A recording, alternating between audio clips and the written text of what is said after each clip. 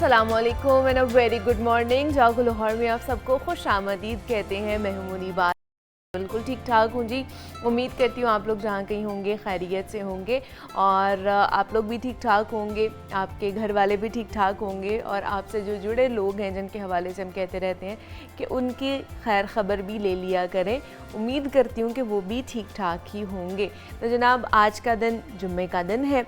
हमारी तरफ से आप लोगों को बहुत बहुत मुबारक हो और आज के दिन हमारे लिए भी आप ज़रूर दुआ कीजिएगा। जब आप दुआ के लिए हाथ उठाएं, जब आप जुम्मा पढ़ने के लिए जाएं, जब नवाफिल पढ़ें घर में या फिर मसाजिद में, तो ज़रूर एक दूसरे के लिए हमें दुआ करनी चाहिए। दुआ में एक दूसरे को याद रखना चाहिए। कोई पता नहीं होता कि जनाब किसकी दुआ लग जाए, किसके ज़रिए अल्लाह पाक हमें वो चीज़ अता कर दे जो हमें चाहिए हमारी ज़िंदगी में। इसलिए कहते हैं कि आप दूसरों को बोला करें कि आपके लिए दुआ करें। और अगर आपकी माँ ज़िंदा है, अल्लाह पाक सबकी वालिदैन को, सबकी वालिदा को उनके सरों पर सलामत रखे। और लेकिन अगर आपकी वालिद या वालिदैन ज़िंदा हैं तो उनको ज़रूर बोला करें। ख़ास तौर पर माँ को कहा जाता है कि उसकी दुआओं में वैसे इतना असर है कि आपकी सारी बलाएं जो है ना वो टल जाती हैं। जितनी भी परेशानियाँ मुसीबतें हैं वो ख़त्म हो जाती हैं, वो आप पहले ही टल जाती हैं। तो इसलिए उनको बोला करें कि आपके लिए ख़ास दुआ किया करें। वैसे माँ जो है वो भूलती नहीं है अपने बच्चों को, वो हमेशा याद रखती है कि हमारा बच्चा जो है उसको कोई मुसीबत ना आए, उसके लिए वो हमेशा दुआ गो रहती है। लेकिन फिर भी हम कोई नया काम करने जाते हैं ना, या हम कभी परेशान होते हैं तो हम उस वक्त नहीं कहते हैं अपनी माँओं को कि हमारे लिए दुआ करें, या हम कुछ नया करने जा रहे हैं तो पीछे से हमारे लिए दुआ करें और कि हम कामयाब हो जाएं। ये स्पेसिफ़िकली भी हमें कहना चाहिए, इसमें भी हम कंजूसी कर देते हैं। तो ये चीज़ों का भी हमें ख़याल रखना चाहिए। तो जनाब, आगे बढ़ते हैं और कुछ पंजाब के हवाले से बात कर लेते हैं। और पंजाब में जनाब एक नई तारीख़ रकम की गई है कैंसर के इलाज के हवाले से।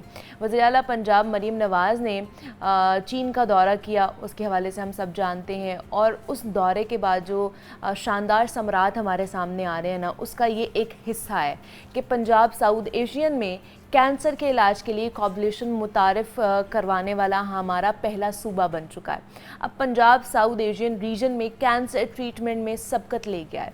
तो वज़ीर आला ने मियो हॉस्पिटल में पाकिस्तान के पहले सरकारी कॉबुलेशन सेंटर का इफ्तिताह कर दिया है। इस हवाले से मज़ीद बात करेंगे। ये सेंटर फंक्शनल है, यहाँ पर लोगों का ट्रीटमेंट चल रहा है, कैसे चल रहा है और आगे के क्या लायामल है जो अपनाया जाएगा, ये तमाम तर चीज़ें हैं उनका हमने इस वक्त जायज़ा लेना है। और उस पर बात करने के लिए डॉक्टर शहजाद करीम भट्टी साहब हमारे साथ स्टूडियोज़ में मौजूद हैं। एसोसिएट प्रोफेसर हैं, हेड ऑफ़ रेडियोलॉजी डिपार्टमेंट है मियो हॉस्पिटल के। तो उनसे आपकी मुलाकात कराते हैं। डॉक्टर साहब, वेलकम कहते हैं आपको जागो लाहौर में। कैसे हैं आप? ठीक ठाक हैं? अल्हम्दुलिल्लाह। डॉक्टर साहब, ये एक बड़ा अच्छा इनिशिएटिव लिया गया पंजाब हुकूमत की तरफ से कि कैंसर का ख़ास तौर पर एक अलग से जो है ना वो डिपार्टमेंट या सेंटर बनाया गया है। कैंसर के पेशेंट जिस तरह आते जा रहे थे हमारे यहाँ पर माशरे में, प्रेवलेंस बढ़ती जा रही थी डे बाय डे। तो ये सेंटर के वाले से बताइए हमें, कितना ये state of the art centre है और इसमें ये फंक्शनल हो गया है वैसे? जी बिल्कुल। हमने 5 केसेस अभी तक मुख्तलिफ कैंसर सक्सेसफुली अल्हम्दुलिल्लाह। ओके। और उन 5 से मैडम चीफ मिनिस्टर कल मिल के गई हैं, उनसे तफसील से बात करके गई हैं। अच्छा। और पेशेंट्स भी बहुत खुश हैं और बाकी हम सब भी बड़े खुश हैं कि रिज़ल्ट्स बहुत अच्छे हैं अभी तक, अल्लाह का शुक्र है। पेशेंट्स अगले दिन जिस दिन हम ट्रीट करते हैं उससे शाम तक पेशेंट को हम डिपार्टमेंट में भेज देते हैं और अगले दिन वो घर चले जाते हैं। वाओ जी। तो और कैंसर की आमतौर पे जो फ़र्क ये है कि आमतौर पर कैंसर की सर्जरी की जाए तो वो बहुत डेवस्टेटिंग किस्म की होती है। बहुत ज़्यादा उसके अंदर एनेस्थीसिया भी देना पड़ता है, उसके अंदर कट भी लगाने पड़ते हैं, उसके अंदर बहुत सारे स्कार्स बनते हैं, ज़ख़म बनते हैं, टांके लगते हैं। ये जो ट्रीटमेंट है इसमें खूबी ये है कि इसमें कोई स्कार नहीं है, कोई कट नहीं है, कोई टांका नहीं है, कोई बेहोशी नहीं है। क्या you can treat cancer. Ji. Okay. तो ये फिर मतलब अगर ये इतना आसान है, ये इसमें इनविजिबल इसको कह सकते हैं ना, जो कि आपको ट्रीटमेंट हो रहा है लेकिन उसका कोई स्कार नहीं आएगा, उसका कोई ज़ख़म नहीं आएगा, तो ये किस तरह फिर किया जा रहा है? अच्छा, इसमें कॉन्सेप्ट ये है कि जो कैंसर हम एक हर कैंसर का इलाज नहीं हम कर सकते, ख़ासतौर पर वो जो फैल चुके हैं। अगर कैंसर डायग्नोज हुआ है और सिंगल है अभी اور وہ آگے چانسز ہیں کہ وہ پھیل جائے گا. سپوز ہمارے پاس اب بریسٹ کینسر کے بہت لوگ آتے ہیں. اب بریسٹ کینسر میں ہوتا یہ ہے کہ گلٹی بنی, وہ گلٹی پھر جب اس کی سرجری ہوتی ہے تو بعض اوقات پوری بریسٹ کو ریموو کرنا پڑتا ہے, یا بہت زیادہ سکارز بنتے ہیں.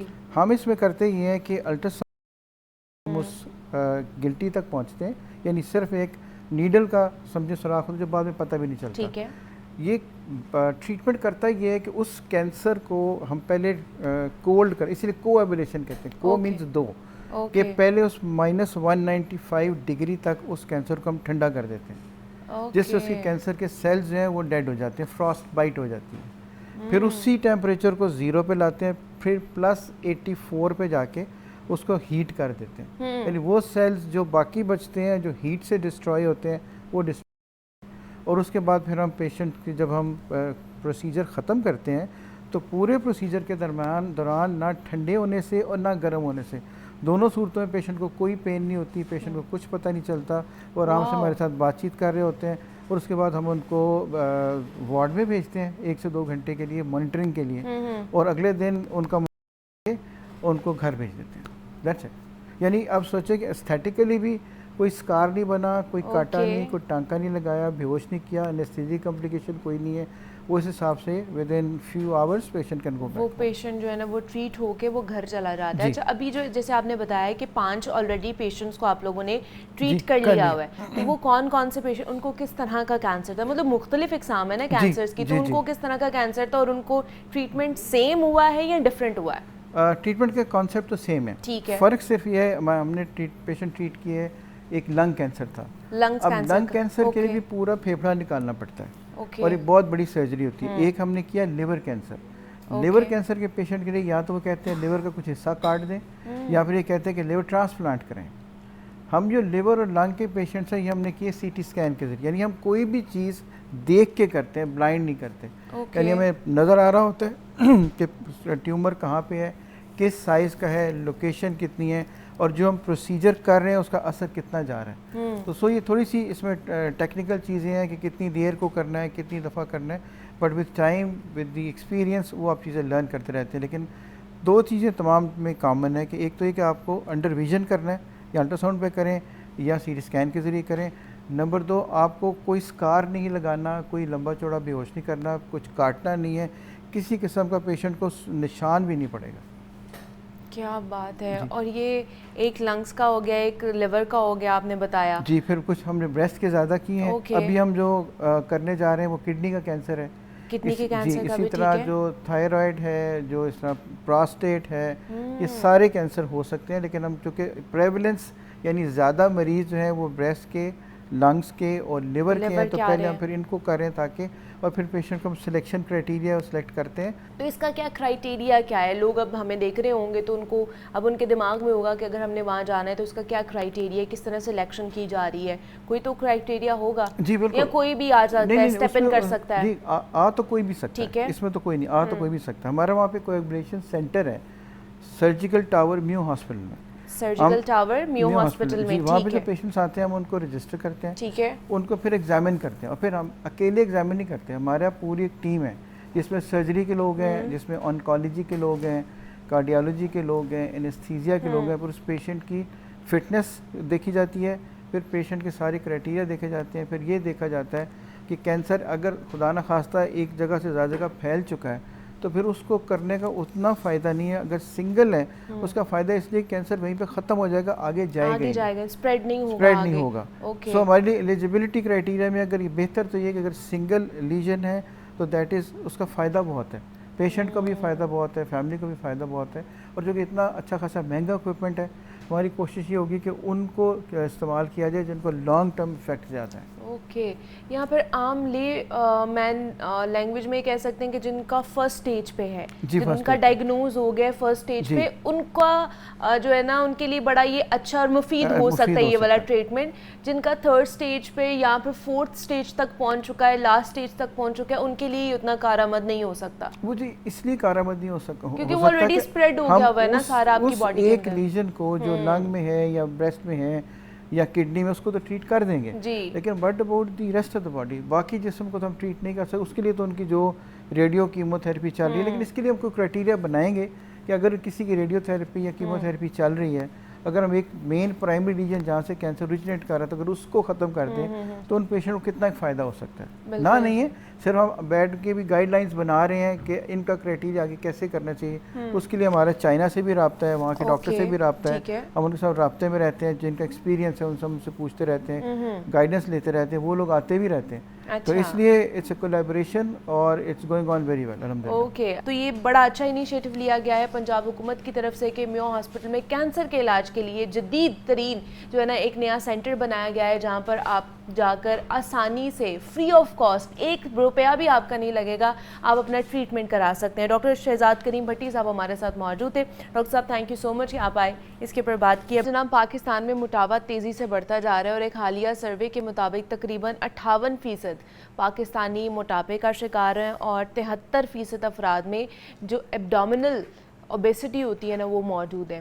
خواتین میں یہ شرح مردوں کے مقابلے میں زیادہ پائی جاتی ہے، جبکہ صوبوں میں دیکھا جائے تو پنجاب اور خیبر پختونخوا میں عمومی جو موٹاپا ہے وہ سب سے زیادہ پایا جاتا ہے اور بلوچستان میں ایبڈومینل اوبیسٹی کی شرح سب سے زیادہ ہے.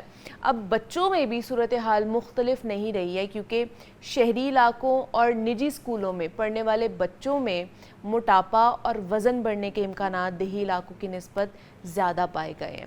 تو یہ موٹاپا نہ جانے کتنی بیماریوں کا سبب بنتا ہے. تو آج ہم حکمت میں اس کا علاج جاننے کی کوشش کریں گے اور اس پہ بات کرنے کے لیے حافظ فرحان حنیف حکیم صاحب ہمارے ساتھ موجود ہیں اسٹوڈیوز میں. ان کی طرف چلتے ہیں. حکیم صاحب آپ کو خوش آمدید کہتے ہیں. جاگو لاہور میں کیسے ہیں آپ؟ ٹھیک ٹھاک ہے؟ الحمدللہ، اللہ کا احسان، شکر اللہ کا. حکیم صاحب موٹاپے کے حوالے سے ہم نے بات کرنی ہے. موٹاپا ایک ایسی چیز ہے جس سے ہر کوئی افیکٹ ہو رہا ہے، بچے، بوڑھے، بزرگ، خواتین ہوں یا پھر مرد حضرات ہوں، تو اس سے ہم نے جان چھڑوانی ہے. تو حکمت میں اس کا علاج کیا ہے؟ اس میں سب سے پہلی بات تو یہ ہے کہ قرآن مجید میں نا الفاظ ہیں کلو وشربو ولا تسرفو، کھاؤ پیو لیکن حد سے تجاوز نہ کرو. ٹھیک ہے، حد سے تجاوز کیا ہے؟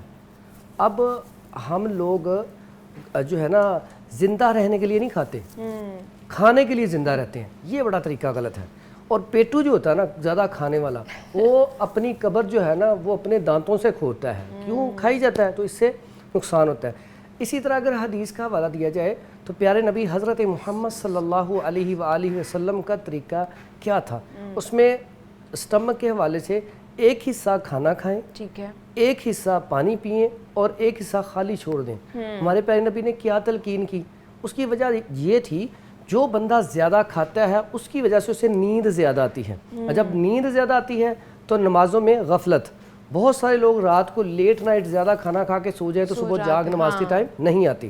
اسی طرح سب سے پہلا کام تو کھانے کی ترتیب کو، لائف سٹائل کو چینج کیا جائے. پہلے اگر دیکھا جائے تو صحابہ کی زندگی، اگر آپ جو لوگ عمرہ کرنے جاتے ہیں پہاڑ چیک کریں، اب مکے سے مدینے پیدل سفر کرنے تو اس طرح دیکھیں جتنا پیدل سفر کرتے تھے اتنا زیادہ فٹ رہتے تھے. آج کیا ہمارے باو اجداد بھی دیکھ لیں، صبح کا ناشتہ نماز کے بعد، دوپہر کا کھانا، ظہر کے بعد، رات کا کھانا مغرب کے بعد. اکثر اوقات میں نے خود دیکھا ہے کہ نماز جب عشاء کی پڑھنے جاتے ہیں تو وہ سردیوں میں بستر سے نکل کر جاتے ہیں. یعنی کہ اس کا مطلب کیا؟ ٹائم پہ کھانا آپ کو موٹاپا پیدا نہیں کرتا. تو پہلے جو طریقہ ہوتا تھا، اس لیے کہتے تھے کہ جو لوگ مشقت کرتے نا زمیندار تھے، ان کے حوالے سے ایک بڑا زبردست مقولہ تھا، صبح کا ناشتہ بادشاہوں والا، دوپہر کا کھانا وزیروں والا اور رات کا فقیروں والا. لیکن آج کل جنہوں نے آفس میں کام کرنا ہے ان کا ناشتہ بالکل ہلکا ہونا چاہیے، جنہوں نے پورا دن بیٹھے رہنا ہے. تو اس میں ایک تو اپنی عادت بنائیں، جو لوگ پارک میں جا کے صبح نماز کے بعد اذکار کریں، واک کریں، ایکسرسائز کریں، وہ اللہ کے حکم سے موٹے نہیں ہو سکتے. ٹھیک ہے. میرے پاس الحمدللہ موٹاپے کا علاج جو ہے بہت زیادہ پیشنٹ اور بہت اچھی ریشو ہونے کی وجہ کیا ہے؟ میں اس پہ کمپرومائز نہیں کرتا پرہیز پہ. سب سے پہلی بات، اس میں جو چیز موٹاپا پیدا کرتی ہیں وہ مرغن اغذیہ ہے، فاسٹ فوڈ ہے، جنک فوڈ ہے. اور ہم کھاتے کب ہیں؟ اب ہوٹلنگ بہت زیادہ ہو گئی ہے اور جتنے بھی ہوٹل دیکھیں اب رات کو 12 بجے کے بعد آپ کو پیک نظر آتے ہیں. اب رات کا کھانا لیٹ کھانے سے بہت زیادہ موٹاپا پیدا ہوتا ہے. ٹھیک ہے. اور اس کے بعد جو میری بیٹیاں ہیں، بہنیں ہیں، ان میں کیا مسئلہ ہوتا ہے؟ پی سی او کا ایشو. पॉलीसिस्टिक ओवरी सिंड्रोम होता है कि माहाना सर्कल डिस्टर्ब हो जाता है, इसकी वजह से बड़ी तेजी से मोटापा आता है, और जब मोटापा आता है इसकी वजह से औलाद वाला मामला नहीं होता। इसी तरह मर्दों में भी ऐसा होता है, जब मोटापा बहुत ज़्यादा आ जाता है इसकी वजह से औलाद वाला मामला बन जाता है कि जरासीम कम हो जाते हैं। लेकिन इसमें सबसे बड़ा जो मसला होता है, मोटापा करता है क्या, जब आप इस तरह आपका रहन सहन होगा, आपका लाइफस्टाइल अच्छा नहीं होगा, सबसे पहले लिवर फैटी होगा। अब जब लिवर फैटी होगा फिर वो क्या करेगा, HbA1c आपका शुगर जो है वो नॉर्मल रेंज से बढ़ना शुरू हो जाता है। आप मोटापे वाला बंदा अक्सर देखेंगे तो पहले उसे लिवर फैटी होता है, फिर खून गाढ़ा होता है, फिर शुगर हो जाती है, फिर बहुत सारे मेरे पास ऐसे पेशेंट आते हैं जिनको फालिज का अटैक होता है, स्ट्रोक हो जाता है। फालिज वाला मरीज भी ज्यादातर आपको मोटापे वाला ही मिलेगा, तो इसकी वजह से फालिज का खतरा भी हो गया। तो इसलिए ये सारी चीज़ों से, इसको अगर हम मोटापे को कहा जाए तो उम्मुल अमराज इस टाइम कह सकते हैं, बहुत सारी बीमारियां। इसके लिए इलाज जो है हम बड़े सादा आसान से इलाज बताएंगे। सबसे पहला काम तो ये है कि सुबह जब उठें तो निहार 1 गिलास गर्म पानी हो, उसमें ये लेमन, आधा लेमन आप उसमें निचोड़ लें, 1 चम्मच देसी शहद। अच्छा, लोग ना फार्मी शहद पीते, फार्मी शहद ना ही उसका हदीस में कोई जिक्र है, अच्छा, ना उसका फायदा है। ठीक है, शहद जो फायदा लेना है तो वो देसी शहद। देसी शहद खूबसूरत नहीं होता, देखें हल्की हल्की झाग नजर आती है, ये खूबसूरत नहीं होता। अगर इसकी जगह फार्मी होता, ट्रांसपेरेंट, बड़ा खूबसूरत होना था इसने। अच्छा। तो आपने देसी शहद लेना है, एक ही बजाय आधा चम्मच डाल लें, ठीक है, वो डाल के 1 गिलास सुबह सिप ले लेके पानी पिए, लेकिन कैसे, बैठ के पीना है, जैसे हम टॉयलेट में बैठते हैं उस तरह बैठ के सिप ले लेके पानी पिए। उसके बाद वॉक करें, 100% इंशाल्लाह आपका वेट कम होना शुरू हो जाएगा। उसके बाद दूसरा नुस्खा बड़ा ज़बरदस्त किस्म का है, उसमें आपने लेना है सुहागा बरियाँ। सुहागा बरियाँ थोड़ा सा ले लें, और ये लेने के बाद उसके बाद ले लें रसौंत। 2 चीज़ें, सुहागा ये बरियाँ लेना है, रसौंत जो है ये सादा ऐसी लेनी है। इसका दोनों बराबर वजन करके पाउडर कर लें, 1 कैप्सूल सुबह 1 शाम इसका खिलाना शुरू कर दें। अल्हम्दुलिल्लाह मोटापा 1 महीने में 5 किलो वजन कम हो जाएगा, सिर्फ ये खाने से। लेकिन शर्त मैंने बताई है, उसमें वॉक करनी है, सुबह 40 मिनट, सुबह 40 मिनट, रात को 10 मिनट। अच्छा। उसके बाद 5 चीजों का परहेज सख्त बताता हूँ। मीठी चीजें नहीं खानी, ठीक है, और उसके बाद ठंडा पानी नहीं पीना, बोतल नहीं पीनी, बेकरी आइटम नहीं खानी, राइस नहीं खाने, बड़ा गोश्त नहीं खाना, ये बस, बाकी जो मर्जी खाएं। 5 चीजें ना खाएं और बाकी सारी चीजें खाएं, और जो हकीम साहब बता रहे हैं वो भी खा लें। एक नुस्खा मैं बताता हूँ, वो इस्तेमाल कर लें, उससे बड़ी जल्दी रिजल्ट मिल जाएगा। उसमें एक चीज़ है, ये गंधक आंवला सार, बड़ी खूबसूरत देखने में है, 50 ग्राम ये ले लें। उसके बाद ये है जी राई सुर्ख, अक्सर ये कांजी में इस्तेमाल होती है, राई सुर्ख ले लें 50 ग्राम। उसके बाद ये तुम्मा, ठीक है, ये ले लें 50 ग्राम।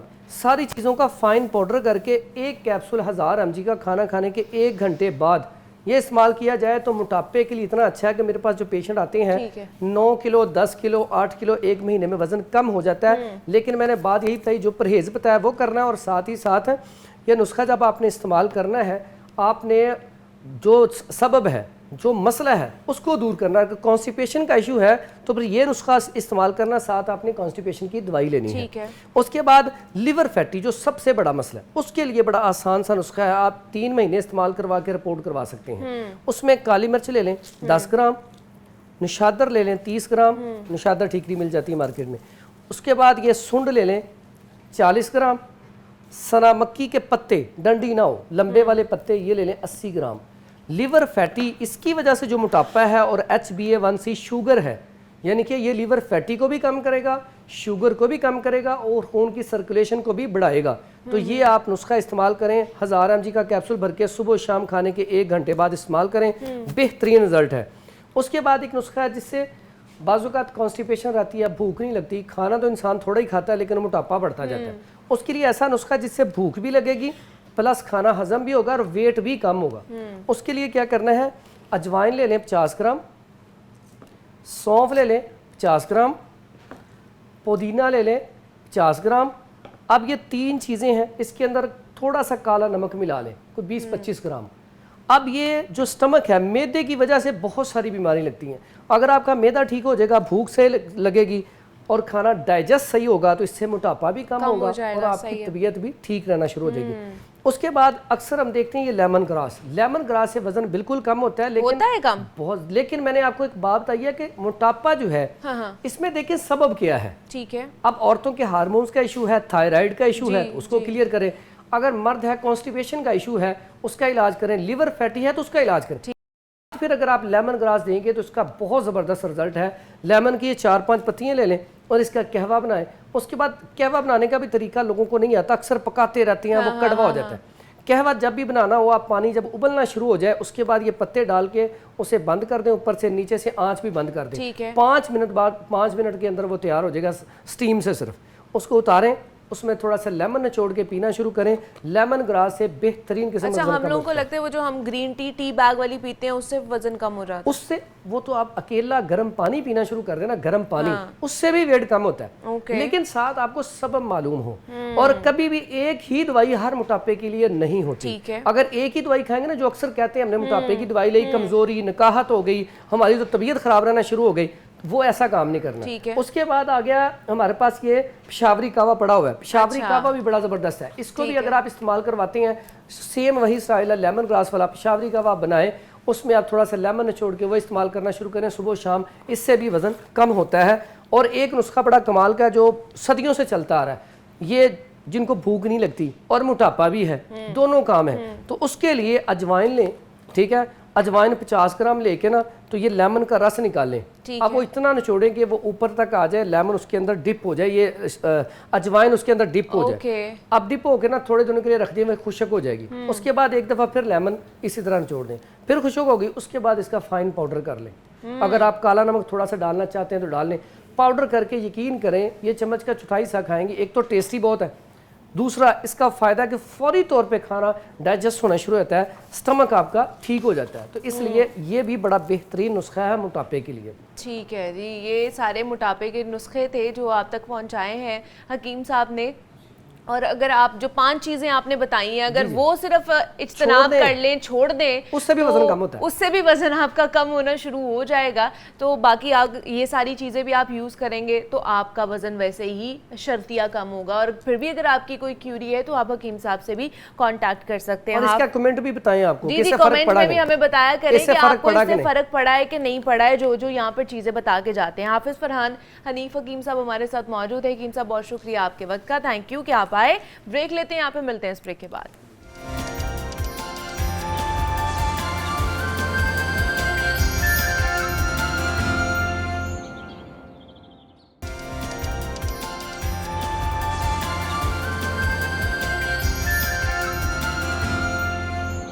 Welcome back to Jaago Lahore. جناب, پاکستان میں ان دنوں سیلاب سے متاثرہ علاقوں میں امدادی کارروائیاں چل رہی ہیں, مگر کئی مسائل اب بھی غور طلب ہے. ایسی قدرتی آفات سے پاکستان میں سیلاب سے حاملہ خواتین, بچے, معذور, بزرگ افراد سمیت کمزور طبقات خاص طور پر متاثر ہوتے ہیں, کیونکہ ان کے پاس نہ تو وسائل ہوتے ہیں اور نہ ہی وہ سیلاب کے نقصانات سے نمٹنے کے لیے کوئی محفوظ پناہ گاہ یا پھر دیگر سہولیات تک رسائی رکھتے ہیں, جس کی وجہ سے انہیں خوراک, رہائش, صحت کی شدید قلت کا سامنا کرنا پڑتا ہے.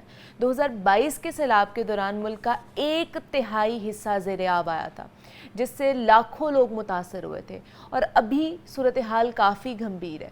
لیکن سب سے پریشان کن بات یہ ہے کہ اس کا الزام دریاؤں کی بے رحمی پر یا آب و ہوا کی تبدیلی پر ڈال دیا گیا ہے, جبکہ حقیقت اس کے بالکل برعکس ہے کہ اصل مجرم قوم کو سیلاب کی تباہ کاریوں سے بچانے کے لیے بنائے گئے اداروں کی بے حسی, بدعنوانی اور نااہلی ہے. اب اس صورتحال کا سامنا کیسے کیا جائے, اس کے متعلق مزید بات کریں گے. اور اس کے علاوہ پاکستان میں جو موجودہ سیلاب سے متاثر ہونے والے کمزور طبقات ہیں, ان کے مسائل کو کیسے حل کیا جائے, یہ تمام تر چیزیں آج ہم نے ڈسکس کرنی ہے. ڈاکٹر سونیا عمر ہمارے ساتھ اسٹوڈیوز میں موجود ہیں, ایجوکیشنسٹ ہیں, ان سے آپ کی ملاقات کراتے ہیں. ڈاکٹر سونیا, آپ کو ویلکم کہتے ہیں جاگو لاہور میں. کیسے ہیں آپ؟ بہت شکریہ. السلام علیکم. بالکل ٹھیک, وعلیکم السلام. ڈاکٹر سونیا, سیلاب کی صورتحال ہمارے سامنے ہے, کیا کیا نقصان ہوا, کتنا نقصان ہوا, وہ بھی ہمارے سامنے ہے. لیکن سب سے زیادہ نقصان ان کمزور طبقات بالکل والے کہہ لیں کہ ایریا یا وہاں پر رہنے والے لوگوں کا ہوا ہے, جو کہ معذور تھے, بزرگ افراد, بچے, خواتین خاص طور پر, اور دوسری حاملہ خواتین, یہ لوگ سب سے زیادہ متاثر ہوئے ہیں. آپ کو کیا لگتا ہے کہ یہ ان کو اب کس طرح اس چیز میں سے نکالا جاتا ہے؟ یہاں پر ان کے اور مسائل کیا کیا آگے انہیں فیس کرنے پڑ سکتے ہیں؟ ابھی تو جو اسٹیٹسٹکس ہمارے پاس آ رہی ہیں نا، اتنے لوگ متاثر ہو گئے، یہ ہو گیا وہ ہو گیا، لیکن آگے ان فیوچر ان لوگوں کو کیا کیا مسائل فیس کرنے پڑ سکتے ہیں؟ بہت شکریہ جی، بہت اہم موضوع پہ آپ نے بات کرنے کے لیے مجھے بلایا. سیلاب کے پرسپیکٹیو سے میں دیکھ رہی ہوں ماشاءاللہ آپ کی خوب اچھی کوریج، 11 22 والے لوگ آپ کے پاس آ رہے ہیں. سیلاب کے جو ڈیزاسٹر ہے اینگل سے ہم اس کو، لیکن کسی بھی سماج کے اندر جب سماج کی آپ نے اور ڈیولپمنٹ دیکھتی ہیں تو وہاں ویل بینگ ہمیں سب سے پہلے دیکھنی ہوتی ہے. ہم اکنامک لاسز کی ضرور بات کرتے ہیں، actually economic and social indicators یا آپس میں اکنامک انڈیکیٹرز اچھے ہوتے ہیں تو سوشل انڈیکیٹرز اچھے ہوتے ہیں. These are all relevant with each other. However زیادہ جو بات اٹھائی جا رہی ہے وہ بالکل سچائی بھی ہے. وہ یہ ہے کہ فار ایگزامپل جو رپورٹس ہیں وہ یہ ہے کہ 1.5 بلین US$ کا پاکستان کو نقصان ہوا. It's a huge thing. ایک ایسا ملک جو آلریڈی قرضوں میں ڈوبا ہوا ہے. ہماری جو گروتھ ریٹ ہے GDP گروتھ وہ 3.4 سے وہ کہہ رہی تھی 3.2 پہ واپس ہو جائے گی. ٹھیک ہے، چیزیں ریورس ہو رہی ہیں. سینٹرل پنجاب کے اندر ایک فگر میں پڑھ رہی تھی بیکاز اب ہم ریسرچ کی طرف جا رہے ہیں کہ لیٹ سی کیا ہو رہا ہے. ہم سوشل سائنٹسٹ 2.5 ملین لوگ صرف سینٹرل پنجاب میں جو ہے وہ ڈسپلیسڈ ہوئے ہیں یا افیکٹ ہوئے ہیں. ابھی آہستہ آہستہ کیونکہ سدن میں کچھ 10-15 دن پہلے معاملات ہوئے پہاڑوں سے شروع ہوتے ہوتے. آپ نے جو ایک بات کی before I talk about the vulnerable population, یہ بدعنوانی اور کرپشن ایک بہت بڑا ایلیمنٹ ہے پاکستان میں سیلاب کے لیے. کہ گلوبل وارمنگ تو دنیا بھر میں ہو رہی ہے. یہاں پہ بڑے بڑے ایڈوانس ملک ہیں جہاں پہ گلیشیئرز پھٹ بھی رہے ہیں اور تیزی سے میلٹ بھی ہو رہے ہوں گے، لیکن وہاں پہ ہم یہ صورتحال نہیں دیکھتے. ایون انڈیا میں جو ہمارا ایک نیبر ملک ہے وہ تباہی نہیں ہے جو ہمارے ہاں ہے. تو انفارچونیٹلی یہ بالکل وہاں بھی ہے، وہاں کا پنجاب بھی بہت زیادہ افیکٹ ہوا ہے. لیکن ہمارے ہاں جو داستانیں آ رہی ہیں پھر ہم تھوڑی سی پانی کے فلو کے اوپر ولنریبل بھی ہیں. وہ ہمسایہ ملک پانی چھوڑ دیتا ہے، انڈیا نے پانی چھوڑ دیا ہے. اور اس میں بھی کچھ کانسپریسی تھیوریز بھی ہیں کہ شاید جان بوجھ کے زیادہ اپنے ڈیم پہلے بڑھے ہیں. So that is another thing. I'm here to talk about the vulnerable population جن کی تکالیف میں بہت زیادہ اضافہ ہوا ہے. چلے اگر میں مثال کرتی ہوں خواتین سے، 4-5 کیٹیگریز میں آپ لے لیجئے. سب سے زیادہ سیلاب سے متاثر ہوتے ہیں جب آپ ڈسپلیسڈ ہو گئے، آپ کا گھر ختم ہو گیا، آپ سڑک پہ آ گئے. اس میں سب سے زیادہ جو 5-6 ولنریبل پاپولیشن میں لوگ ہیں، خواتین، بچے، بزرگ اور ہینڈیکیپڈ معذور افراد. یہ سب سے زیادہ متاثرین. دیکھیں ایک ینگ بندہ in particular a man پھر بھی سروائیو کر جاتا ہے، they can take care of themselves. اب خواتین کا آپ دیکھیں پاکستان میٹرنل مورٹیلٹی یعنی وہ ڈیتھ جو کہ پیدائش سے پہلے دن سے لے کر یا سوری حاملہ ہونے سے لے کر پیدائش کے بعد کے درمیان میں جو ڈیتھ ہوتی ہے اس کو میٹرنل مورٹیلٹی کہتے ہیں. پاکستان کا 5واں نمبر ہے آلریڈی، مطلب نارمل حالات میں کوئی ڈیزاسٹر نہیں ہے. تو we are already among the first 5 countries جو کہ رپورٹ کر رہی ہے ہائیسٹ میٹرنل مورٹیلٹی کو. اب آپ یہ دیکھیں کہ جو کہ گاؤں میں ہمارا ایک ہیلتھ سینٹر کے اندر BHUs ہیں، پھر آپ کے THQs ہیں، پھر آپ کے اوپر کے تحصیل ہو گئے، ڈسٹرکٹ ہیڈ کوارٹر ہاسپٹل. تو وہاں پہ ایک پوری ہائرارکی ہے پاکستان کے اندر ہیلتھ سسٹم میں. تو جو بیسک ہیلتھ فرسٹ جو آپ کو جگہ ہے جہاں پہ کسی کو مدد ملنی ہے، کسی حاملہ عورت کو جب اس کو کوئی کمپلیکیشن ہوگی جو کہ وہاں پہ بہت کامن ہے بیکاز ہمارے سوشل کلچر، ہم حکیموں سے علاج، ہم اس طرح کے یہ جو آپ کی ہوتی ہیں TBS ٹریڈیشنل برتھ اٹینڈنٹ جسے ہم دائی کہتے ہیں عام کلچر میں، تو علاج تو وہ کر رہی ہوتی ہیں خواتین کا. تو جب ان کو کمپلیکیشن ہوتی ہے سب سے پہلے گاؤں میں BHU جاتی ہیں، THQ جاتے ہیں، وہ تک پانی میں بہہ گئے ہیں. ٹھیک ہے، آپ کا BHU پانی میں بہہ گیا، آپ کا THQ، تو ان کا جو first point of receiving medical care ہے وہ تک ختم ہو گیا اور ڈسٹینس اتنا زیادہ. تو we can very well imagine کہ ان کا کیا بنے گا. خواتین جو ہیں جو حاملہ ہیں they are going to face lots of complications. اب آ جائیے بچوں کے اوپر. چلیں بچے جو ہیں جو پیدا ہوں گے ان کی کیئر، انفنٹ مورٹیلٹی میں پاکستان کا 2 سال پہلے تک تو پہلا نمبر تھا، first in the world. Infant mortality جی پیدائش کے پہلے دن سے لے کر 365 ڈیز کے اندر جو ڈیتھ ہوتی ہے اسے ہم انفنٹ مورٹیلٹی کہتے ہیں. Unfortunately this is a very very horrible figure. ہم کسی ملک کے اندر ہم کھڑے ہو کے ہم جب باہر بھی جاتے ہیں تو اگر ہم ایسا کو فگر دیں تو ہمیں بتاتے ہوئے بھی شرم آتی ہے کہ ہم ایک ایسا ملک ہے جہاں سب سے زیادہ چھوٹے بچے نیو بورن جو ہے ان کی ڈیتھس ہو رہی ہے. اب آپ آ جائیے سیلاب کے ڈیزاسٹر. جب سیلاب کا ڈیزاسٹر آ گیا، مائیں ڈسپلیسڈ ہو گئیں، ان کے پاس بچوں کی کیئر کے لیے کچھ نہیں، مائیں میل نارشت ہیں، خوراک ہی نہیں مل رہی ماؤں کو, بچے بچوں کس کو بھی کنڈیشن میں صورت پیدا حال ہو ہے. رہے ہیں, کیونکہ انفنٹ مورٹیلٹی میں پیدائش کے وقت کمپلیکیشن زیادہ ہوتی ہیں اور ڈیتھس ہو جاتی ہیں, یا بچوں کی پانی کی کمی سے اور میل نرشڈ ہونے سے زیادہ پہلے سال کی ڈیتھ کی ریزن زیادہ ہی ہیں, تو وہ تو ملٹیپل ہو گئی آپ کی.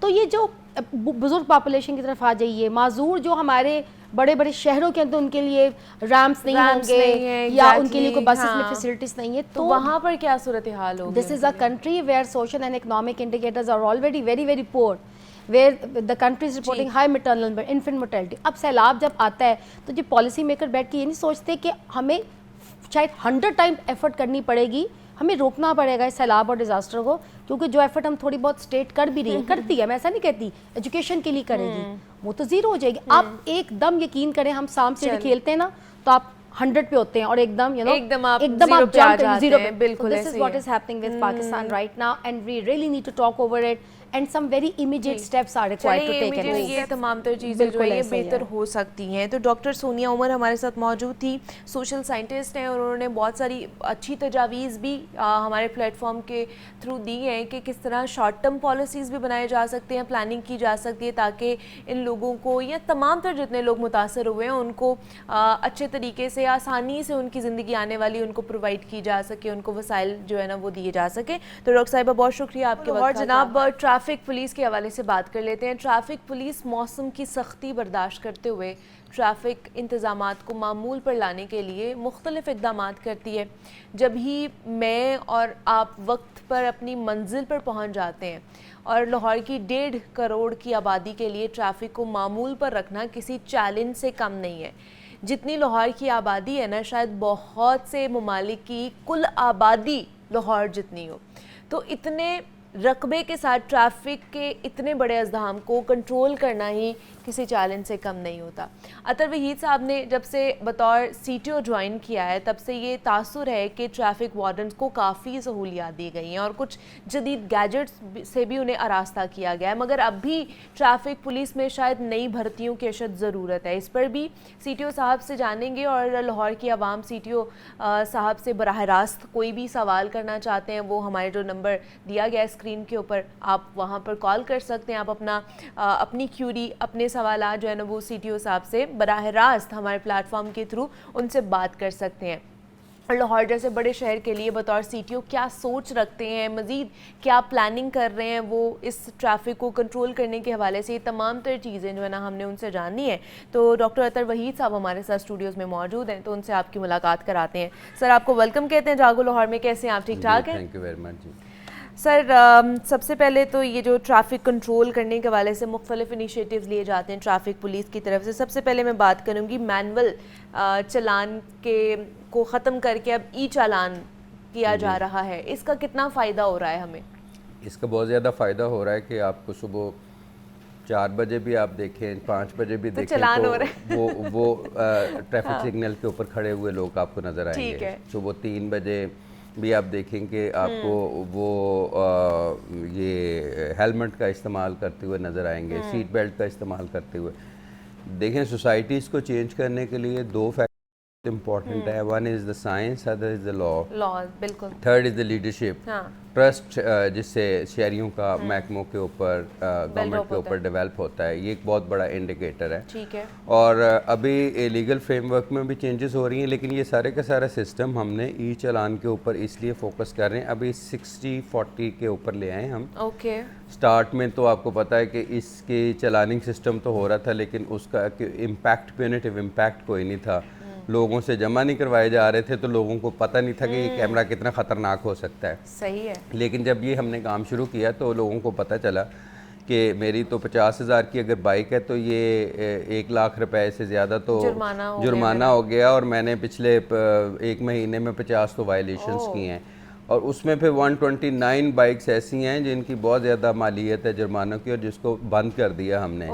اور جو لا ابھی پاس ہوا ہے ای چالان کے اوپر, اس میں یہ ہے کہ اگر اس کی ویلیو فائن منی سے زیادہ ہوتی ہے تو پھر اس کی آکشن بھی کی جا سکتی ہے.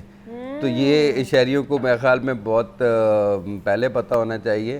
اور ابھی بھی اگر وہ سوچ رہے ہیں کہ وارڈن نہیں ہے یہاں پہ اور ہم نکل جائیں گے ون وے, اور ان کو یہ سوچنا چاہیے کہ وہ آپ کو آبزرو ہر چیز کی جا رہی ہے، ہر چوک کے اوپر، یہ سارا ہر کوئی پکڑا جائے گا، اب کوئی جو ہے نا وہ بچ کر نہیں جا سکتا. یہ ایک بہت بڑا امپورٹنٹ اینگل ہے. اس میں ہمارا یہ ہے کہ ہمارا فیلڈ سٹاف اور ہماری جو اسپیشل سیف سٹی کی ٹیمز اس کے لیے ڈپلوٹ کی ہیں، اور لیکن اب تو ساری پولیس ہی یہ کام کر رہی ہے. اچھا، یہ جو ڈپارٹمنٹ کی طرف سے جو سمری بھیجی گئی تھی اس میں یہی سارے پوائنٹس جی اس سے پہلے یہ سمری تھی اور پھر ظاہر ہے اس کی اپروول ڈیفینیٹلی ہوئی ہے، اور لیکن جو دوسرا جو لاز ہیں وہ 22 ہیں، وہ ابھی اپروو ہونے ہیں، اسمبلی سے ہونے ہیں، کیونکہ وہ اس پہ ڈیبیٹ ہوتی ہے اور وہ پھر ایک بل کی ایکٹ کی شکل میں پاس ہوتا ہے. اور یہ والا لا جو ہے یہ اپروو ہو گیا جس میں نیلامی کی جائے گی وہیکلز کی؟ یہ اپروو ہو گیا، یہ اپروو ہو گیا. اور اس میں ای چلان کی لیجسلیشن جب ہوئی تو اس کے ایک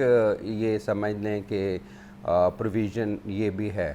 اور لیکن یہ کہ ہم پھر بھی ری کانٹیکٹ پروگرام ہم نے شروع کیا ہے ایسی گاڑیاں کے جن کے بالکل بہت زیادہ ہیں، اور ان کو تاکہ وہ پھر انسٹالمنٹ میں کریں. اس میں ایک اور بھی پروویژن ہے کہ اف یو تھنک کہ یو آر ایگریوڈ اینڈ جو آپ کا جو فائن ہے یہ ٹھیک نہیں ہے، تو اس میں you can file an application to a gazetted officer, وہ پھر انکوائری کرے گا اور پھر دین سیف سٹی کو وہ بھیجیں گے. اور لیکن یہ ہے کہ آپ کے ہر چلان کے ساتھ آپ کا ثبوت تو ہوتا ہے، تو آپ ہاؤ یو کین ڈینائی کہ یہ چیز آپ نے یہ کی نہیں ہے. تو کیونکہ اس کے اندر آپ کی پکچر آتی ہے اور پھر آپ کا ٹائمنگ آتا ہے، ڈیٹ آتی ہے، ساری آتی ہے کہ آپ اس ٹائم کون سی کتنی سپیڈ تھی آپ کی، وہ بھی آ رہی ہوتی، پتہ چلتا ہے. ڈاکٹر صاحب یہ ایک میجر شفٹ ہے ہماری. ٹھیک ہے، ایک کالر ہے ناظم نے کال کیا ہمیں لاہور سے. السلام علیکم. وعلیکم السلام، کیا حال ہے جی؟ شکر اللہ کا. جی شکر اللہ کا. میری سیٹی لاہور سے ایک ریکویسٹ ہے جی. یہ بڑے اچھے آفیسر ہیں، میں صدر انجمن تاجرہ لٹر روڈ ہوں، مزنگ سے، لاہور سے. جی اور ہماری ریکویسٹ یہ ہے کہ یہ رات کو جب 11 بجے اور لٹر روڈ سے ہیوی ٹریفک گزرتی ہے، ہمارے کوئی میرا خیال ہے 20 سے 25 علاقے کے لوگ، 10 سے 15 پولیس والے، وہ بھی ہمارے بھائی ہیں پولیس والے بھی، وہ ان ہیوی ٹریفک کے نیچے آ سکتی ہوگی. FIR موجود ہے، جیسے تو میں ان کو آج ہی بھیج دیتا ہوں. یہ میں خود جب یہ کیپٹن سیل چودھری جتنے بھی CCO آئے ہیں، جب بھی ہم جاتے تھے وہ ٹریفک روک دیتے تھے، چین سے روک کے وہ سبوتی سے مزاحم جنگی کی طرف بھیج دیتے. اب پھر سیدھا لٹل روڈ سے ٹریفک شروع ہو گئی ہے، پھر وہی ایکسیڈنٹ والا. بہت شکریہ آپ کا کہ آپ نے پوائنٹ یہ چیز ریز کی ہے. انہوں نے کہ 11 بجے کے بعد ہیوی وہیکل جو ہے نا یہاں پر آ جاتی ہیں اور اس کی وجہ سے ایکسیڈنٹس کی ریشو بھی بڑھتی جا رہی ہے. اب 11 بجے کے بعد بھی نہیں آنا تو کب آنا ہے؟ پہلے تو یہ کویسچن ہے میرا انہی سے. دیکھیں پورا لاہور ہے، اس میں بزنس ایکٹیویٹیز بھی ہیں، کنسٹرکشن بھی ہو رہی ہیں. ابھی ہم نے یہ سلسلہ جو شروع کیا ہے کہ 11 بجے کے بعد آئیں گے اور ایک انٹری پوائنٹس ہمارے ہیں، وہاں پہ ایک لائن اپ ہوں گے اور ان کا ایک ہم فٹنس سرٹیفکیٹ اور ڈرائیور کا لائسنس چیک کریں گے. اور پھر جب ان کی انٹری کا ٹائم ہوتا ہے تو ایک گاڑی آگے لگ کے تو پھر ان کو کلمہ چوک تک لے کے آتی ہے، سینٹرل پوائنٹ تک لے کے آتی ہے، from the entry point to the central point. Central point ہمارا کلمہ چوک ہے. آپ نے ٹھوکر سے آنا ہے، آپ نے ادھر سے سٹی ایریا سے آنا ہے، آپ نے فیروز پور روڈ سے آنا ہے، تو ایک سینٹرل پوائنٹ بنتا ہے. اچھا، اس کے علاوہ جو ہم نے ایک سٹیپ لیا ہے کہ ڈرائیو اینڈ روڈ جو تھا وہ ایک ہفتہ پہلے تک دن کے وقت بھی ٹریفک آتی تھی، انڈسٹری کی وجہ سے، بزنسز کی وجہ سے ہیوی ٹریفک. اس کے اوپر یہ ایک ہفتہ پہلے یہ ڈیسیجن لیا ہے کہ اس کو بھی ہیوی ٹریفک کے لیے بند کیا جائے، جس طرح یہ بھائی ہمارے فرما رہے ہیں. تو کیونکہ اس کی وجہ یہ ہے کہ لاہور میں جتنے میجر ایکسیڈنٹس ہوتے ہیں، فیٹل ایکسیڈنٹس، میں نے جو انالیسس کیا جنوری سے اب تک وہ 30% ڈرائیو اینڈ روڈ کے اوپر ہوئے ہیں. مطلب اگر خدا نہ خواستہ اگر 100 بندے اگر اس شہر میں ایکسیڈنٹس کی وجہ سے مارے جاتے ہیں تو اس میں سے 30 ڈرائیو اینڈ روڈ کے اوپر. ڈرائیو اینڈ روڈ کے اوپر زیادہ تر موٹر سائیکلسٹ فوت ہوتے ہیں جو hit by big vehicle, heavy vehicle, تو اس کی وجہ یہ ہے کہ وہاں پہ انڈسٹری اور یہ وہ. اب یہ ڈیسیجن لیا ہے ایک ہفتہ پہلے، تو ٹھیک ہے ان کو بھی 11 بجے کے بعد ہی ہم انٹری کا ٹائم دے رہے ہیں اور اس کے اوپر 65 پولیس آفیسرز کو میں نے ڈپیوٹ کیا. ایک اور کالر ہیں عطر صاحب ہمارے ساتھ، عمر ہیں سمنا آباد سے، انہوں نے کال کیا. السلام علیکم.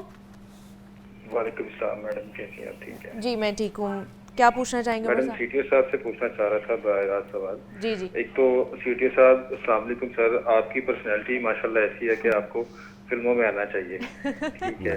और सेकंड सर मेरा आपसे ये सवाल है कि सर ये जो मोटरसाइकिल वाले हैं इन्होंने हेलमेट तो पहना होता है लेकिन इन्होंने सर साइड मिरर नहीं लगाए होते, इशारे नहीं होते, तो ये अचानक से मुड़ जाते हैं जिसकी वजह से ना हादसे भी होते हैं। तो इसके ऊपर सर ट्रैफिक पुलिस जो है वो क्या कर सकती है? और सेकंड सर मैंने ये कहना था, जैसे आप अभी गुफ्तगू कर रहे थे कि हमने ये वो ख़त्म कर दिया है, रात को हैवी ट्रैफिक जो है ना वो नहीं आती ना रायमंड वाली साइड पे, दिन तो के सर वो राइट लेफ्ट पे जो है ना कुछ ऐसे एंट्री पॉइंट्स हैं जहाँ से वो घुस जाते हैं और वो कुछ ना इंतजार कर करके कि जब 10 बजे के बाद आपके वार्डन्स नहीं होते तो उस वक्त जो है ना वो फिर सड़कों पे आ जाते होते हैं। तो सर इसके ऊपर भी कोई लायामल बनाए उस साइड पे, रायमंड वाली साइड पे, चूंकि हादसा बहुत होते हैं, वो आपका अच्छा फैसला है, तो इसके ऊपर मैं कमेंट चाह रहा था। अच्छा, ये जो कॉन्सेप्ट है ना कि रात के वक्त वार्डन नहीं होते, ये पहले नहीं होते थे, अब होते हैं। अब हमारी 45 व्हीकल्स 3 बजे रात को आप मिलेंगी, 2 बजे आपको मिलेंगी। जितनी व्हीकल हमारी पेट्रोलिंग डे टाइम में है ना उतनी रात को 2 बजे मिलेंगी। ये इसको रियलाइज़ किया जब मैं आया था, तो शुरू में 2 गाड़ियाँ रात की नाइट ड्यूटी करती थी और एक डीएसपी साहब फिर मैंने इसको 6 इंक्रीज टू 6 है ना ओके हर डिवीजन में की।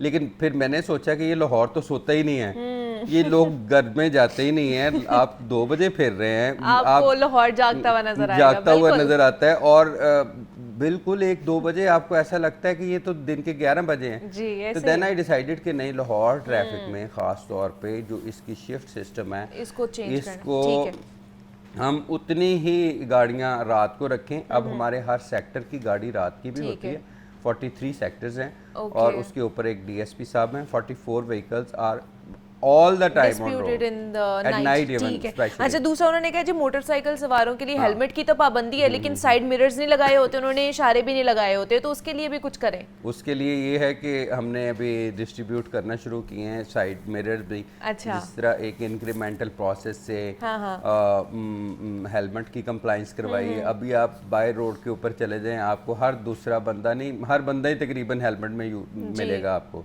मार रोड पे चले जाएं तो आउट ऑफ क्वेश्चन है, एक आध सिर्फ आपको मिलेगा। मतलब और इसी तरह ये साइड मिरर्स आर इम्पोर्टेंट जी। और ये बल्कि हेलमेट से तो बहुत सस्ते हैं, हाँ सस्ते 200 रुपीज़ का मिल जाता है आपको। लेकिन ये है कि इसके ऊपर हम थोड़ा सा फैंसी लगने के लिए ना लोग उतरवा देते हैं साइड मिरर्स, हालांकि वो आपकी सहूलत के लिए हैं, आपको ही बचाएंगे वो, खुदा ना खास्ता कोई एक्सीडेंट हो जाता है पीछे आपको देखना पड़ता है, उसके लिए बड़ा अच्छा है। गुलशन रावी से कॉल की हमें शफीक ने। अस्सलाम वालेकुम। जी वालेकुम सलाम जी, मुझे सीटीओ साहब से बात करनी है। जी जी करें। जी मेरा सवाल ये है कि मैं गुलशन रावी में से रहता हूँ और मैंने ना अक्सर जो है सेक्रेटेरिएट और इसके साथ साथ ऐवान अदल जो वकीलों की अदालत है वहाँ से गुजरकर मैंने माल रोड के ऊपर आना होता है। तो अगर सेक्रेटेरिएट में भी आए, वहाँ भी सेशन कोर्ट के पास एक बहुत बड़ी पार्किंग है। उसके बाद जब फिर आगे आते हैं तो अवान अदल के ऊपर भी बहुत बड़ी वकीलों की पार्किंग है और फिर उससे गुजरकर माल रोड पे, मैं हाल रोड पे काम करता हूँ, मेरी 27,000 का तनख्वाह है और मुझे सारे रास्ते को तकरीबन जो मैं 15 से 20 मिनट में तय कर सकता हूँ, लेकिन वो मेरा रास्ता जो है वो घंटा 1.5 घंटा लग जाता है। जिस तरीके से ट्रैफिक पुलिस ने बाकी एरियाज में ये काम करवाया है, लोगों की पार्किंग नजायज खत्म करवाई है, क्या वकीलों के ऊपर इनका हाथ नहीं पड़ता? और दूसरा ये भी है कि कल मेरी आंखों के सामने एक वकील साहब को माल रोड पे छोड़ दिया गया कि उनका हेलमेट नहीं पहना हुआ, लेकिन एक और बंदे का चालान कर दिया गया क्योंकि वो वकील नहीं था। तो इसके ऊपर ये जरा बता दें कि इनका क्या लाहे अमल है। ठीक है जी, इसमें आपका शफीक बड़ा साहब बहुत शुक्रिया वैलिड आपका। क्वेश्चन है, थैंक यू सो मच। ये एक इशू है और इस इशू का हल जो है ना, ये देखें, अनफॉर्चुनेटली कानून की वकालत करने वाला कानून का तोड़ने वाला है, ठीक है, और कानून का रखवाला पुलिस ऑफिसर सबसे पहले कानून तोड़ेगा। ये 2 तबके हैं, आपकी बिल्कुल बात 100% जायज़ है और ये 2 तबके कानून को तोड़ने में सबसे पहल करते हैं। ये जब हेलमेट की हमने शुरू सख्ती की मार रोड के ऊपर, मैं खुद भी, मैं गए वकील साहब को भी पकड़ें, अच्छा। इसको भी पकड़ें, इसको भी 150 पुलिस अफसरों के 2 दिन में चलान कराए, बहुत सारे वकला के करवाए ना, वकला ने आके मार रोड बंद कर दिया, ठीक है ना जी। کہ بدتمیزی کی ہے. جب آپ کو اپنی وائلیشن چھپانے کے لیے کوئی بات نہیں ملتی نا تو پھر آپ کو ٹریفک کی بدتمیزی سامنے نظر آ جاتی ہے. تو یہ انفارچونیٹ ہے. یہ اس کے لیے ایک تو یہ کہ میگا انٹرونشنز کی جا رہی ہیں. آپ کی 4 یا 5 بڑی پارکنگ آئیڈینٹیفائی کی ہیں اور اپروو کر دیں گورنمنٹ نے, ہے نا. ایک تو گورنمنٹ کے آپ کو پتہ ہے ویژن میں یہ ہے کہ ریسٹور کرنا ہے لاہور کو, ٹھیک ہے, ہیریٹیج کو. جی اب نیلا گنبد والے جو پارکنگ ہے یہ میرا خیال 2-3 دن میں اس کا کام شروع ہو جائے گا, اور that is a big parking 400-500 vehicles کی پارکنگ. اسی طرح ناصر باغ کے اوپر جدھر یہ اشارہ کر رہے ہیں اس کی بھی under ground parking almost approve ہے. ٹھیک ہے, اور یہ جب پارکنگ بن جائیں گی تو پھر یہ جواز جو ہے نا ان کا سڑک کے اوپر کھڑی کرنے کا پھر بالکل ختم ہو جائے گا, پھر ختم ہو جائے گا. جی آج بہت ساری کیوریز تھی, بہت ساری چیزیں تھی جو آپ لوگوں نے ہائی لائٹ کی. سی ٹی او صاحب سے بات کی, بہت شکریہ آپ لوگوں کا کہ آپ لوگوں نے انٹرسٹ شو کیا. اور ڈاکٹر صاحب آپ کا بھی بہت شکریہ کہ آپ بھی آئے اپنا ٹائم نکال کے یہاں پر ہمارے لیے اور ہمارے دیکھنے والوں کے لیے. ڈاکٹر اطہر وحید صاحب سی ٹی او ہمارے ساتھ موجود تھے آج کی اس نشست میں. بریک لیتے ہیں, یہاں پہ ملتے ہیں اس بریک کے بعد.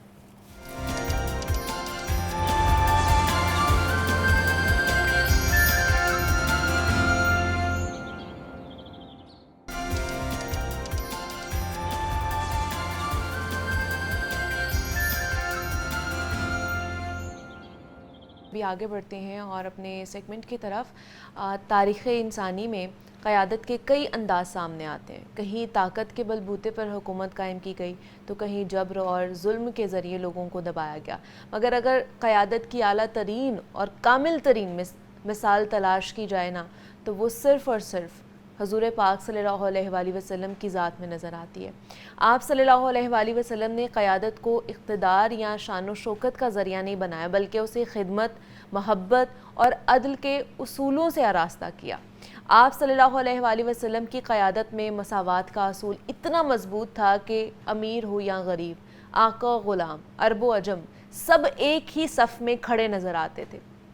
آپ صلی اللہ علیہ وآلہ وسلم نے کبھی طاقت یا غرور کا سہارا نہیں لیا, بلکہ عاجزی, حلم اور حسن اخلاق کے ذریعے دلوں کو جیتا, اور دشمنوں کے ساتھ بھی صبر, برداشت اور رحم دلی کا رویہ اختیار کیا, حتیٰ کہ وہ بھی آپ کے کردار کے گرویدہ ہو گئے تھے. آپ صلی اللہ علیہ وآلہ وسلم نے ہمیشہ مشاورت کو اپنی قیادت کا حصہ بنایا. آپ کی رہنمائی نے بکھرے ہوئے اور جاہلیت میں ڈوبے ہوئے عربوں کو دنیا کی بہترین اور مہذب قوم میں بدل دیا, جہاں انصاف, بھائی چارہ, امن کا پرچم بلند ہوا. حضرت محمد صلی اللہ علیہ وآلہ وسلم کی قیادت کا سب سے بڑا کمال یہ ہے کہ یہ قیادت آج بھی زندہ اور تابندہ ہے اور پوری انسانیت کے لیے رہنمائی کا مینار ہے. تو آج حضور پاک صلی اللہ علیہ وآلہ وسلم کی لیڈرشپ کے حوالے سے, ان کا کیا رول قیادت کے حوالے سے, اس کے حوالے سے آج ہم نے بات کرنی ہے آج کے سیگمنٹ پر. اس پہ بات کرنے کے لیے فہد کاظمی صاحب ہمارے ساتھ اسٹوڈیوز میں موجود ہے, ریسرچ اسکالر ہیں. فہد صاحب آپ کو خوش آمدید کہتے ہیں جاگو لاہور میں, اور ساتھ ہی ساتھ مولانا فدا الرحمان حیدری صاحب نے بھی ہمیں جوائن کیا ہے. حیدری صاحب آپ کو بھی خوش آمدید کہتے ہیں جاگو لاہور میں. فہد صاحب سب سے پہلے آپ ہی سے جاننا چاہوں گی کہ یہ تاریخ انسانی میں جس طرح میں نے بات کی کہ قیادت کا حسن اگر کسی نے ہمیں سکھایا یا قیادت کس کو کہتے ہیں وہ حضور پاک صلی اللہ علیہ وآلہ وسلم کی ذات مبارکہ ہے. اس کے علاوہ ہمیں اور کچھ نظر بھی نہیں آتا اور سنائی بھی نہیں دیتا ہے. تو یہ تمام تر چیزیں دیکھتے ہوئے آج کے اگر لیڈرز کی بات کی جائے تو کون ہے جو ان کے مشعل راہ پر چل رہا ہے یا حضور پاک صلی اللہ علیہ وآلہ وسلم کی لیڈرشپ کے ساتھ جو ہے اس کو لے کر چل رہا ہے؟ بسم اللہ الرحمن الرحیم. بہت ہی امپورٹنٹ سوال ہے اور بہت ہی تلخ سوال ہے. ہم سرکار دو عالم صلی اللہ علیہ وآلہ وسلم کی لیڈرشپ سے کوسوں دور ہیں. وی ایز این امہ we have forgotten, we have ignored the leadership of Prophet صلی اللہ علیہ وآلہ وسلم. That is why ہم وہاں پر ہیں جہاں پر آج ہم ہیں. کاش ہم سرکار دو عالم صلی اللہ علیہ وآلہ وسلم کی لیڈرشپ سے واقعی انسپائر ہوتے, انسپریشن لیتے. تو دیکھیں لیڈرشپ کے اوپر کیونکہ یہ ایک مینجمنٹ کا پورا ایک سبجیکٹ ہے, لیڈرشپ کیا ہے, دنیا بھر میں لیڈرشپ کے اوپر ریسرچز ہوتی ہیں. اس وقت مغرب میں جو سب سے بڑا لیڈرشپ ماڈل ہے اس کو کہتے ہیں level 5 leadership. Okay. Level 5 leader وہ ہوتا ہے، وہ کہتے ہیں کہ دنیا میں جتنی بھی کمپنیز ہیں، ادارے ہیں، ان کو کامیاب کرنے کے لیے آپ کو لیول 5 لیڈر چاہیے، اور لیول 5 لیڈر وہ ہوتا ہے جو ذاتی طور پہ بہت عاجزی اور انکساری رکھتا ہے، مگر وہ اس کے اندر ایک ول ہوتی ہے. جب گولز کی بات آتی ہے تو وہ گولز کو اپنی ایکسلنس میں اچیو کرنے کی کوشش کرتا ہے. ویسٹ یہ ماڈل تو دے رہی ہے، لیکن دنیا میں سرکار دو عالم صلی اللہ علیہ وآلہ وسلم کی ذات پاک سے بڑا لیول 5 لیڈر پیدا نہیں ہوا. بے شک ایسے ذاتی طور پہ جو آپ کی تواضع ہے، جو آپ کی ہیوملٹی ہے. آپ امیجن کریں کہ آپ مکہ المکرمہ میں بطور فاتح داخل ہو رہے ہیں، سارے وہ دشمن جو آپ کو اذیتیں دیتے تھے وہ سامنے ہیں. سرکار دو عالم ریونج لے سکتے ہیں، سرکار دو عالم صلی اللہ علیہ وآلہ وسلم انتقام لے سکتے ہیں، ان کو سزا دے سکتے ہیں، پنش کر سکتے ہیں.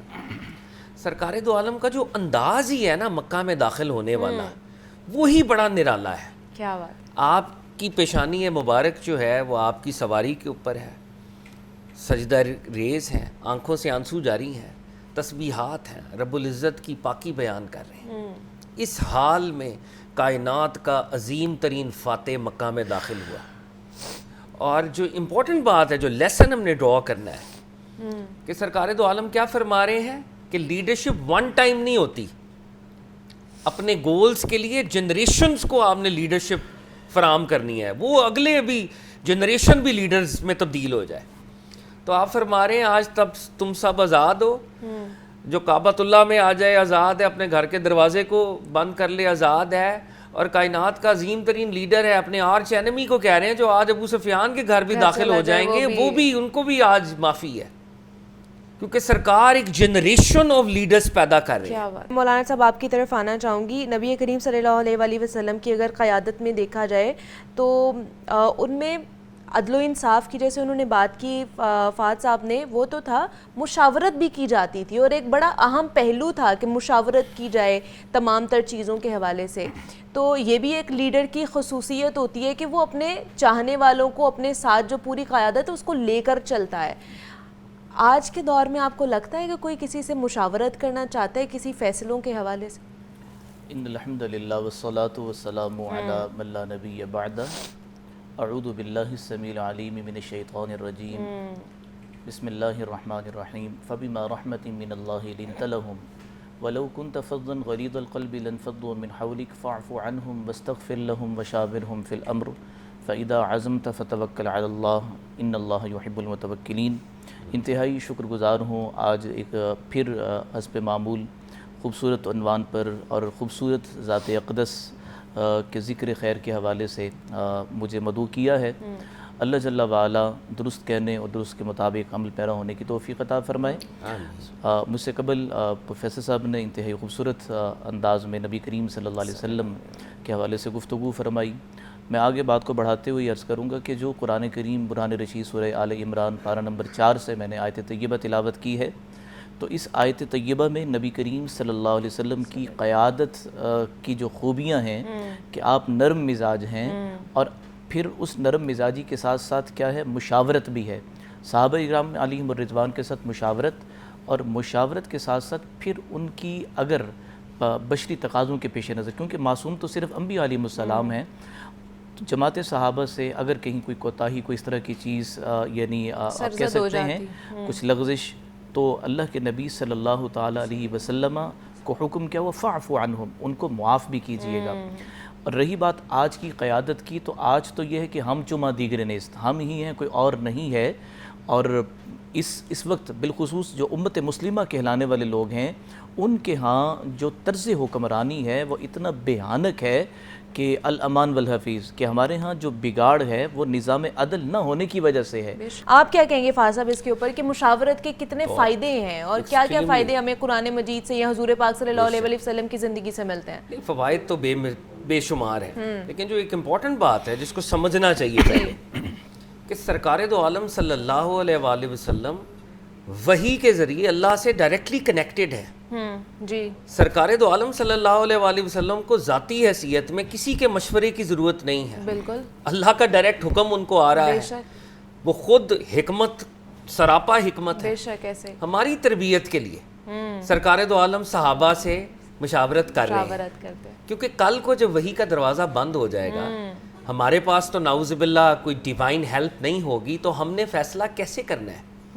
یعنی سرکار دو عالم صحابہ سے جب کہہ رہے ہیں اچھا جنگ کرنی ہے تو کیا کریں, بدر کے پر مشورہ ہوا, احد میں مشورہ ہوا, ینگ صحابہ نے کہا یا رسول اللہ صلی اللہ علیہ وسلم ہم سمجھتے ہیں کہ مدینے سے باہر جا کے لڑنا چاہیے. ٹھیک ہے. آقا کا ذاتی خیال اس کے برعکس تھا, لیکن آپ نے ان کا خیال مان لیا کہ اچھا باہر چلو, باہر چلتے ہیں. صحیح ہے. تو جو $1 ملین کویسچن ہے وہ یہ ہے کہ اللہ کے وہ نبی جو سراپا حکمت ہیں, ڈیوائن کے ساتھ کنیکشن میں ہیں, اگر وہ مشورہ کرنے کو پروموٹ کر رہے ہیں تو آج کا انسان جو کہ عام انسان ہے وہ کلیکٹیولی مشورہ کیوں نہیں کرتا اور اپنے آپ کو عقل کل کیوں سمجھتا ہے؟ اور مشورہ کریں گے تو ٹالرنس آئے گی, کمپیشن آئے گی, کیا بات ہے, کیا بات ہے. بہت ہی خوبصورت ہماری نشست تھی آج کی, اور وقت تھوڑا کم تھا لیکن پھر بھی ہم نے کوشش کی کہ اس کو آپ تک پہنچایا جا سکے. فہد کاظمی صاحب ہمارے ساتھ موجود تھے, مولانا فدی الرحمان حیدری صاحب ہمارے ساتھ موجود تھے. بہت شکریہ آپ دونوں کا, تھینک یو کہ آپ لوگ آئے. مجھے اجازت دیجیے, اپنا خیال رکھیے گا, اللہ حافظ.